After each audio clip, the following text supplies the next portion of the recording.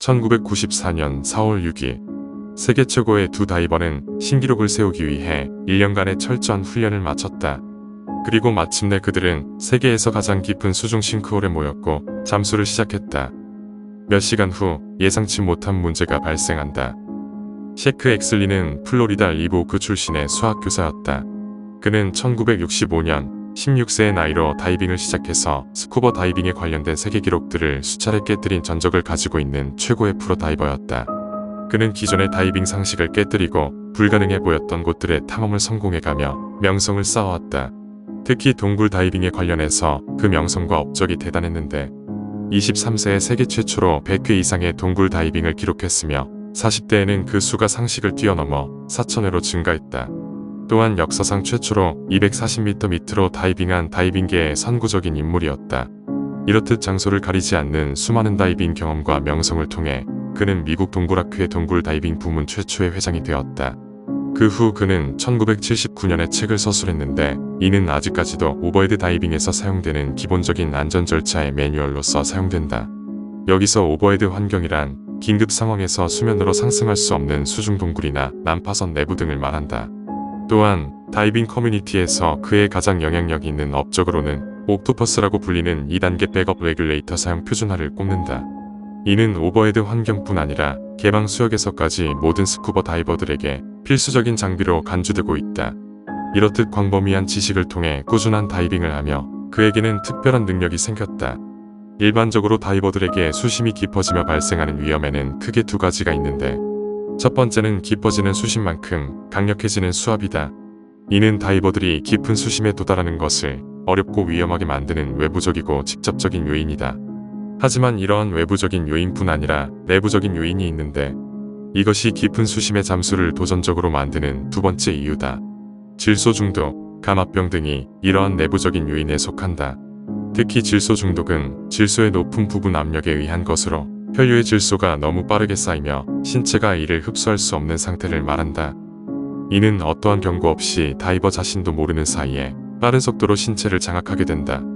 일부에서는 질소 중독에 의한 증상들을 알코올 중독 증상과 비유하기도 하는데 신체에 마약과도 비슷한 스트레스를 주게 되어 방향감을 상실시키고 자신의 능력을 과대평가해 잠수를 적정 시간보다 오래 하게 만든다.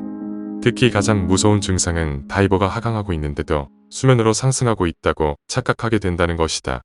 이 때문에 다이버들은 수심이 깊어져 잠수 시간이 길어질수록 일반 공기보다 질소 함량이 적은 혼합물을 사용한다. 셰크의 특별한 능력은 이러한 질소 중독에 강력한 저항력을 가지고 있는 것이었다. 1970년 그는 2명의 다이버와 142m까지 잠수하며 단 한 번도 질소 중독의 증상이 없었던 것이다. 이때 그와 같이 잠수했던 나머지 2명은 질소 중독으로 인해 사망했기 때문에 그의 능력을 몸소 체감하게 된 것이다. 이렇듯 이 시기에 그는 신체적으로 점점 성장하고 있었다. 하지만 정신적으로는 상당히 힘들었던 시간이었다. 그의 동생 에드워드와 장비 없이 동굴에서 프리다이빙을 하며 누가 더 깊이 잠수할 수 있는지 대결하던 중 동생이 사망한 것이다. 이때 그는 다이빙이 더 안전해질 수 있도록 노력하겠다고 언급했고 이에 안전다이빙 팀원으로서 활동하던 중 함께 다이빙했던 2명이 질소 중독으로 사망하는 사고가 발생한 것이었다. 하지만 후에도 그는 동굴 다이빙에 대한 열정을 포기할 수 없었고 철저하고 체계적인 계획을 세우며 꾸준히 동굴 다이빙에 임했다. 그러던 중 다이빙 횟수에 있었던 욕심은 점점 깊은 수심의 다이빙에 대한 욕심으로 변하게 된다. 그래서 깊은 수심의 수중 동굴을 찾던 중 1993년 그는 다이빙 파트너이자 가장 친한 친구였던 짐 보든에게 세계에서 가장 깊은 싱크홀에 대한 정보를 듣게 된다. 이는 멕시코 타말리파스 주의 엘 차카톤 싱크홀이었다. 이곳은 세노테라고도 불리는데 세노테는 멕시코의 유카탄 반도에서 볼 수 있는 우물처럼 생긴 수직 동굴을 말한다. 형성 과정은 바다의 블루홀과 똑같은데 이 둘 모두 안반의 침식과 붕괴로 지하수가 노출되며 만들어지는 카르스트 지형이다. 단지 위치가 내륙과 해양이라는 차이점만이 존재한다. 이러한 카르스트 지형은 내부가 매우 복잡해 길을 잃기 쉽고 가시거리가 매우 짧다는 위험성이 존재하지만 도전적인 다이버들에게는 매우 인기 있는 곳이다. 셰크도 마찬가지로 도전적인 다이버였고 심지어 자카토는 세계에서 가장 깊은 싱크홀이었기 때문에 그는 곧바로 보든과 함께 잠수를 위한 계획을 세우기 시작한다. 그들은 안전하고 완벽하게 다이빙을 성공하기 위해 세부 사항의 검토와 철저한 훈련에 1년이라는 시간을 할애하기로 한다. 해당 다이빙의 적절한 가스의 종류, 혼합물의 비율 등을 계산했고 신체와 정신을 미리 적응시키기 위해 연습 다이빙 등의 훈련을 수차례 진행했다. 겉으로 보기에는 다이빙 준비가 완벽했고 실패가 불가능해 보였다. 하지만 자카토는 만만한 상대가 아니었고 방심해서는 안 됐다. 자카토는 멕시코 북동부에 위치한 5개의 세노테 중 가장 깊은 곳으로 그 깊이가 319m였다. 이 수심까지 잠수하는 것을 성공한 다이버는 당시까지 아무도 없었으며 탐험을 위해 나사의 원격 로봇이 동원될 정도였다. 그도 그럴 것이 이 정도로 수심이 깊을 경우 잠재적인 위험이 매우 많았다. 자카톤의 깊이인 수심 319m에서는 제곱센티미터당 32kg의 압력이 작용하는데 이는 평범한 다이빙 장비라면 그 내부의 스티로폼까지 찌그러질 수 있을 정도로 강력했다. 또한 수심이 깊어질수록 공기통 속의 산소와 질소의 압력이 높아져 부피가 줄어들게 된다. 즉, 다이버는 고압축의 공기를 마시게 되는 것이다. 이때 압축된 기체는 다이버의 혈관에 액화된 상태로 녹아들게 되는데 수심이 깊어질수록 주변압이 높아지므로 체내의 액화 상태의 질소가 더 많아지게 된다. 이 상태에서 급격히 수면으로 상승하면 외부의 압력이 감소하며 혈관에 녹아있던 질소가 기체로 변하며 혈관을 막거나 신경을 마비시킬 수 있다. 이를 공기색전증이라고 하며 깊은 수심을 다이빙할 때 가장 큰 위험 중 하나다. 그리고 150m가 넘는 수심으로 잠수한다면 어지러움과 메스꺼움 등 일련의 신경계 증상이 발생해 생명에 치명적인 영향을 미칠 수 있다. 이러한 일련의 증상들을 통틀어 고압신경계 증후군이라고 부른다. 이는 잠수 속도가 빨라서 압력이 급격히 증가할 때 쉽게 발생한다. 이렇듯 자카톤 다이빙에는 단순히 깊은 수심이라는 이유로 많은 내외부적 위험이 존재했다. 때문에 프로다이버였던 셰크와 보드는 어떠한 증상도 겪지 않고 완주를 성공하겠다는 욕심 없이 단순히 완주만을 위해 최소한의 생존만을 목표로 잡고 계획에 들어갔다. 그들은 성공적인 다이빙을 위해 독특한 전략을 채택한다.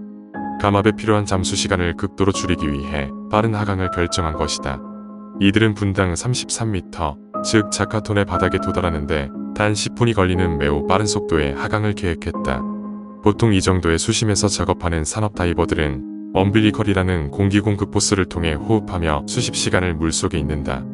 하지만 셰크와 짐은 이러한 엄빌리컬을 착용할 수 없었고 엄빌리컬 없이 수십 시간을 잠수하는 것은 불가능했다. 이러한 이유로 감압 시간을 극도로 줄여야 했고 이에 빠른 하강을 채택한 것이다. 하지만 바닥까지는 단 10분 만에 도달했어도 상승할 때에는 감압으로 인해 10시간이 필요했고 총 50번의 정지를 해야 했다. 때문에 엄빌리컬이 없는 이들은 물속에서 10시간을 버티기 위해 30개의 공기 탱크를 챙겼으며 각각의 탱크에 들어가는 혼합물의 비율을 정교하게 조절하기 위해 생물학자와 논의하기도 했다. 이때 감압을 위해 혼합물을 섞어 추가적으로 사용하는 탱크를 스테이지 탱크라고 부른다. 보통은 등에 매거나 가이드라인의 적당한 위치에 매달아 놓고 필요할 때 사용하게 된다. 이들은 30개라는 터무니없는 숫자의 탱크를 사용할 예정이었고 때문에 잠수 시작 전 무게추가 달린 가이드라인에 연결하고 이를 자카톤에 빠뜨렸다. 이렇게 하면 각각의 정지 구역에서 가이드라인에 묶여있는 스테이지 탱크를 사용할 수 있었다. 이 빠른 하강 전략은 후에 셰크에게 고압신경 증후군이 발생하는 결정적인 요인이 된다. 이들은 이렇게 차별화된 전략을 세웠고 이에 걸맞는 훈련을 시작했다. 그들은 1994년 4월 6일을 자카톤 잠수 날짜로 계획했고 그날까지 남은 수개월 동안 100m 이상의 수심에 30회 이상의 연습 다이빙과 서로의 기록을 경쟁하는 등 열정적으로 훈련에 임했다. 그런데 어느 날 셰크에게 위기가 닥쳐왔다. 그는 연습 다이빙을 위해 남아프리카의 부시맨 홀이라는 자카톤과 비슷한 싱크홀에서 260m까지의 잠수를 계획했고 이 연습 다이빙 중 셰크는 생애 처음으로 다이빙 중 공포를 느꼈다. 그에게 고압신경 증후군이 찾아온 것이다. 다행히도 신체적으로 크게 문제가 발생하진 않았지만 깊은 수심의 다이빙 기록을 깨는 것에 회의감을 느꼈고 다이빙 커뮤니티에 자카톤 잠수가 자신이 극도로 깊이 잠수하는 마지막 동굴이 될 것이라고 발표했다. 하지만 자카톤은 이곳보다 훨씬 더 깊은 만큼 그에게 훨씬 더 많은 것을 요구할 것이었다. 때문에 셰크는 자카톤보다 더 수심이 얕은 곳에서 고압신경 증후군을 겪은 것에 대해 더 심도 있게 생각했어야 했다. 1994년 4월 6일 셰크와 보드는 모든 준비를 마쳤고 마침내 자카톤으로 향했다. 당시 이 다이빙은 기술적으로 엄청난 도전이었고 전 세계에서 이들을 찾아왔다. 각종 스포츠 저널들과 보도를 위한 기자들, 심지어 다큐멘터리와 영화 제작자들까지 수많은 사람들이 이들의 다이빙을 구경하고 촬영하기 위해 모였다. 셰크와 보든에게는 익숙한 광경이었기에 수많은 사람들을 신경 쓰지 않으며 명상을 시작했다. 호흡을 조절하며 앞으로 있을 다이빙을 이미지 트레이닝하기 위함이었다. 이때 이들이 모인 곳은 자카톤과 지하로 연결된 엘 나시미엔 두 강이었는데 잠수의 시작 지점이 자카톤이 아닌 자카톤과 연결된 강이었던 이유는 자카톤의 수면이 깎아지른 듯한 절벽으로 둘러싸여 있었기 때문이다. 곧 그들은 눈을 떴고 오전 9시 45분 셰크를 선두로 두 다이버는 강 속으로 사라졌다. 셰크와 보드는 하나의 가이드라인으로 함께 하강하지 않고 각자의 가이드라인에 따라 독립적으로 하강했다. 그들이 가이드라인을 2개 설치한 이유는 빠른 하강 중의 접촉과 간섭을 피하기 위함이었다. 즉, 2명이서 잠수했지만 사실상 혼자서 다이빙하는 것과 같았다. 이들은 점점 어두워지는 강을 따라 나아갔다. 자카톤에서 나오는 샘물은 광물성 유황 등의 부유물로 인해 따뜻하고 가시거리가 매우 짧았다. 이들은 어둠 속에서 손전등에 의지한 채 약 200m를 나아갔고 마침내 자카톤의 입구에 도착했다. 수심 90m까지의 압축 공기로 호흡하던 그들은 호흡가스를 헬리에어로 교체했다. 헬리에어란 셰크가 최초로 개발해서 사용한 혼합물로 산소와 질소의 비율이 고정되어 있고 헬륨의 양을 가변적으로 혼합하여 만든다. 이것은 산소를 가변적으로 혼합하는 것보다 훨씬 만들기 쉽고 주로 심해 다이빙에서 사용된다. 교체 후 그들은 본격적인 하강을 시작했고 180m 지점에서 다시 표준 비율의 혼합물이 담긴 공기통으로 교체했다. 계속해서 분당 33m의 속도로 내려가던 그들은 240m쯤에서 하강 속도를 늦출 계획이었다. 이 수심은 셰크가 이전에 연습 다이빙 중 고압 신경 증후군을 겪은 깊이였다.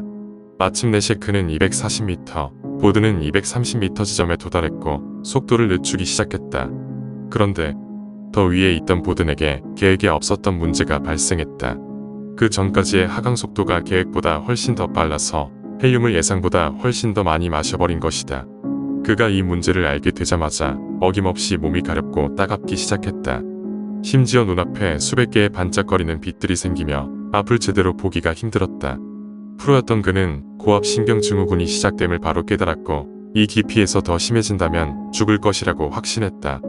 분명 더 내려갈수록 증상은 더 심해질 것이었고 이는 다이빙을 중도에 포기해야 함을 의미했다. 포기를 고민하며 셰크가 있는 쪽을 바라보았을 때 셰크는 묵묵히 내려가고 있었다. 이를 보고 포기할 수 없었던 보드는 계속해서 내려가기로 결정한다. 내려가던 중 수심 275m가 되었을 때 공기 게이지를 체크했다. 이때 한 번 더 충격을 받게 된다. 계획과 다른 양의 호흡가스를 소모한 것이었다. 보통은 크게 문제될 정도로 차이가 나지 않았지만 이번에는 달랐다. 2개의 공기 탱크를 지니고 있었는데 하나는 이미 바닥났고 나머지는 절반밖에 남지 않은 상태였다. 이는 심각한 문제였고 여기서 더 내려가는 것은 생명을 포기하는 것과 같았다. 결국 그는 280m 지점에서 다이빙을 중단하고 상승하기로 결정했다. 부력 조절 장치를 부풀려 빠른 속도로 상승하던 그는 140m 지점에서 상승을 멈추고 등에 매달린 공기 탱크를 가이드라인에 묶여있던 백업 공기 탱크로 교체하기 시작했다. 그 지점에 도착했을 때 등에 매달린 공기통의 공기를 모두 소모한 상태였다. 즉, 추가적인 공기통이 절실히 필요한 상황이었던 것이다.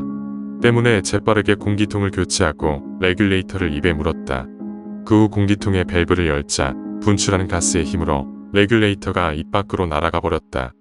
날아간 레귤레이터는 물속에서 가스를 뿜으며 이리저리 요동치기 시작했다. 보드는 침착하게 레귤레이터를 고치려고 시도했다. 이를 고치지 못한다면 그는 익사할 것이었다. 하지만 한참을 시도해도 결국 고칠 수 없었고 결국 그는 한 가지 해결책을 고안해냈다. 공기 탱크를 옆구리에 끼고 숨을 참으며 상승하되 숨이 필요할 때만 밸브를 여는 방법을 생각해낸 것이다.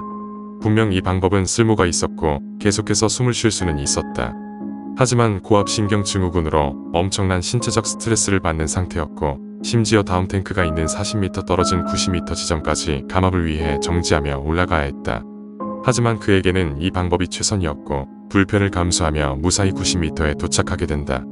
그곳에서 정상적인 레귤레이터가 부착된 공기 탱크로 교체했고 이후로 크게 문제될 만한 것은 없었기 때문에 한숨 돌리며 셰크가 있는 쪽을 바라보았다.